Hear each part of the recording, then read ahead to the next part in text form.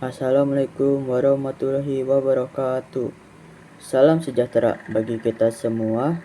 Yang terhormat Bapak atau Ibu dosen pengampu mata kuliah Manajemen Haji dan Umroh, serta rekan-rekan mahasiswa sekalian.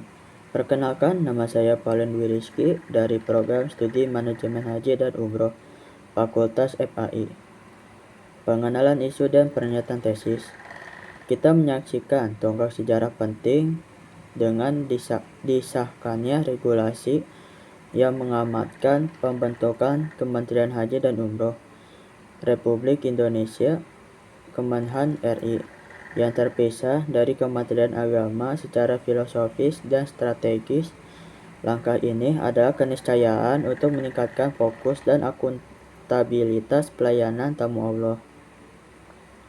Namun, di balik optimisme tersebut, saya berpandangan bahwa proses manajemen transisi menuju operasional penuh dengan Kemenhan, terutama yang berkaitan dengan sumber daya manusia, SDM, dan logistik, menyimpan risiko yang sangat tinggi mengingat target operasional penuh harus tercapai selambatnya pada musim haji 1440 Hijriah atau 2026 Masehi. Kita harus mengupas tuntas sistemik ini. Analisis tantangan transisi. Transisi kelembaan yang terburu-buru berpotensi mengganggu kontinuitas layanan, migrasi sistem dan aset. Kemenhan harus segera mengambil alih seluruh aset fisik, misalnya di 13 embarkasi dan kantor perwakilan Saudi, dan sistem digital, misalnya Siskobat, yang selama ini dikelola oleh Direktorat Jenderal PHU Kemenak. Proses serah terima ini memerlukan audit, konversip, dan integrasi sistem yang kompleks. Kegagalan migrasi data tunggal akan berakibat fatal pada proses visa, manifest penerbangan, dan penempatan akomodasi jamaah. Kepastian anggaran.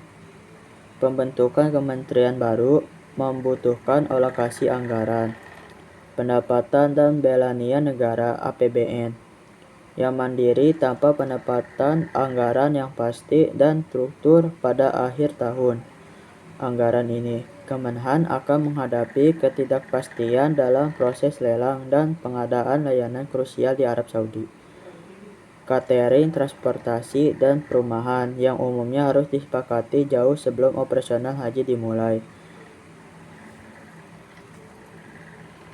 Inilah jantung dari risiko keberhasilan Kemenhan, sangat bergantung pada kualitas SDM-nya. Risiko kehilangan institutional knowledge. Selama puluhan tahun, pengalaman operasional haji dan umroh telah terakumulasi di Ditjen PHU Kemenak. Apabila proses transfer SDM dan knowledge dari Kemenak dan Kemenhan tidak dilakukan secara hati-hati, ada risiko tinggi kehilangan pengetahuan institusional, baik prosedural maupun non-prosedural, dan sangat krusial dalam menghadapi krisis manajemen di Tanah Suci. Kebutuhan rekrutmen spesialis cepat. Kemenhan memerlukan SDM yang sangat terspesialisasi, tidak hanya administrasi agama, tetapi juga dalam manajemen logistik internasional, hukum kontrak Saudi, dan hospitality. Kemenhan harus menciptakan mekanisme rekrutmen dan pelatihan yang cepat, tetapi tetap menjamin kualitas dan integritas petugas yang akan melayani di Mekah dan Madinah. Tantangan sinergis BPKH. Kemenhan perlu segera membangun sinergi yang berprosedural dan solid dengan Badan Pengelola Keuangan Haji (BPKH), SDM yang ditempatkan untuk koordinasi harus menguasai aspek keuangan syariah, guna memastikan keputusan layanan yang diambil sejalan dengan prinsip efisiensi dan nilai manfaat dana haji. Penutup, kesimpulan dan rekomendasi. Kesimpulannya, transformasi kelembagaan Kemenhan adalah investasi jangka panjang untuk pelayanan haji yang lebih profesional, namun kita tidak boleh melupakan risiko jangka pendek. Tantangan terbesar kita adalah bagaimana mempertahankan kualitas pelayanan dan memitigasi risiko operasional di tengah migrasi sistem, aset, dan sumber daya manusia yang harus dikebut sebelum 2026. Rekomendasi aksi. Oleh karena itu, saya merekomendasikan agar pemerintah mengalokasikan anggaran dan perhatian politik secara penuh pada fase manajemen transisi, khususnya untuk mengembangkan SDM inti dan audit integritas sistem. Membentuk tim gugus tugas transisi yang diisi oleh profesional terbaik dari Kemenak, PHU, dan pakar logistik hukum internasional untuk menjamin knowledge transfer berjalan lancar. Dengan perencanaan transisi yang matang dan SDM yang kompeten, optimisme pelayanan haji kelas dunia di bawah Kemenhan RI akan terwujud. Terima kasih.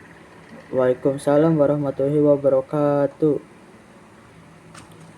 Tentu berdasarkan isu transformasi kelembagaan pembentukan Kemenhan RI yang telah kita bahas, saya akan membuatkan respon REACH dengan menggunakan dua perspektif manajemen yang berbeda, manajemen logistik dan keuangan syariah.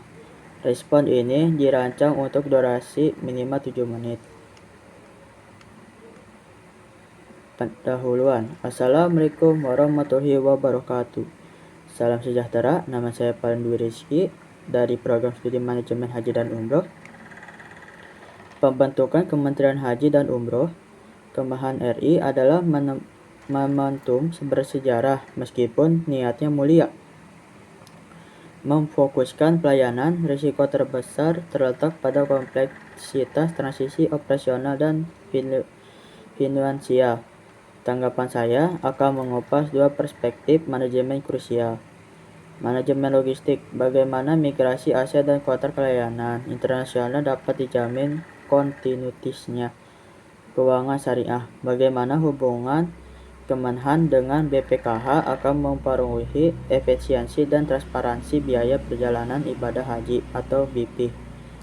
Isinya, analisis dari kedua perspektif durasi.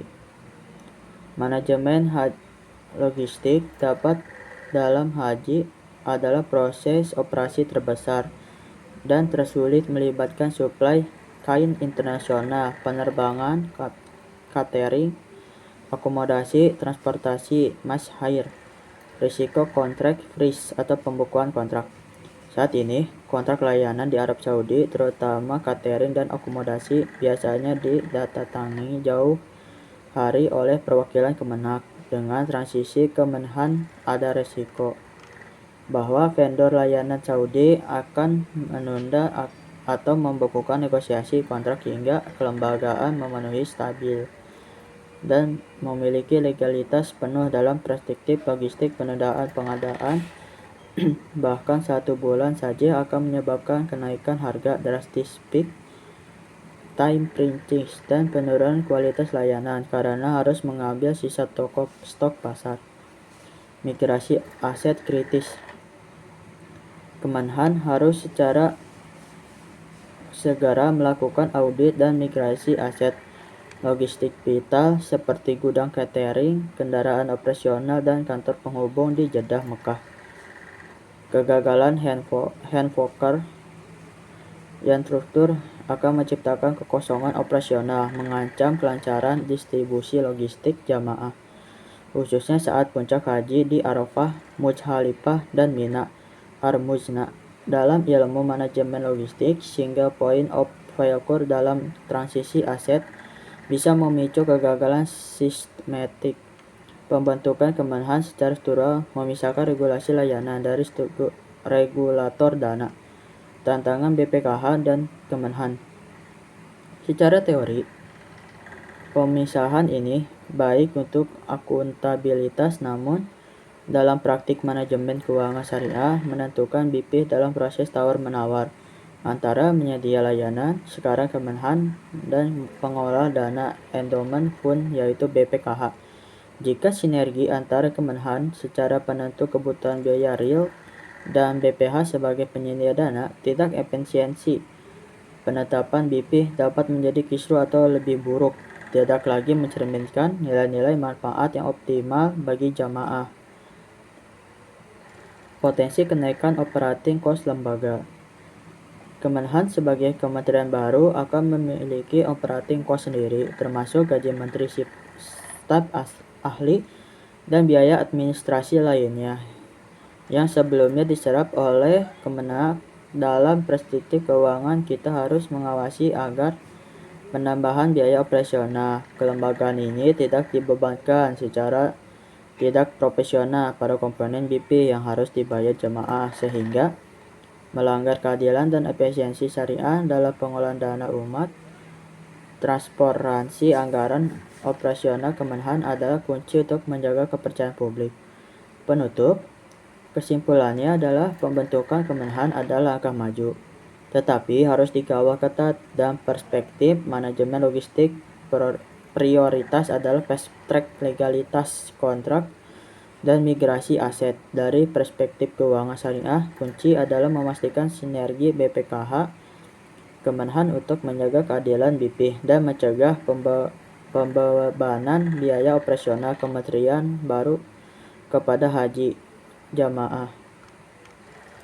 Kemenhan harus segera membentuk tim kerja cepat hukum dan keuangan yang berkoordinasi langsung dengan otoritas Saudi dan BPKH, memastikan duel legalitas logistik dan keuangan selesai sebelum akhir kuartal pertama tahun depan. Terima kasih atas perhatiannya.